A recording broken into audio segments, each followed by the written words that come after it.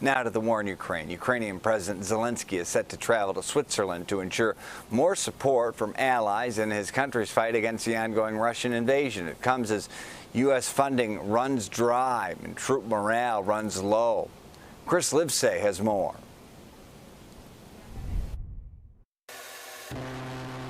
At a secret location in the cover of night, engineers fire up the booster of a makeshift cruise missile.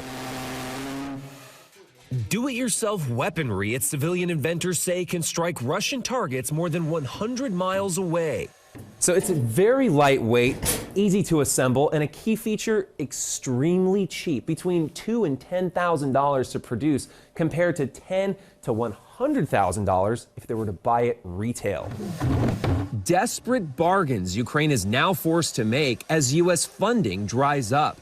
Since Russia's full-scale invasion nearly 2 years ago, the U.S. has provided more than $40 billion in military aid to Ukraine, used to astonishing effect, repelling one of the largest armies in the world. But in recent months, Ukraine has been struggling, thanks in part to Russia's deep supply of munitions from North Korea and attack drones from Iran.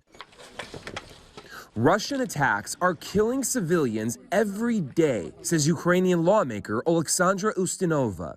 Can Ukraine make it without U.S. military aid? President Zelensky was very clear when he said it to President Biden, if there is no support coming from the United States, we're done.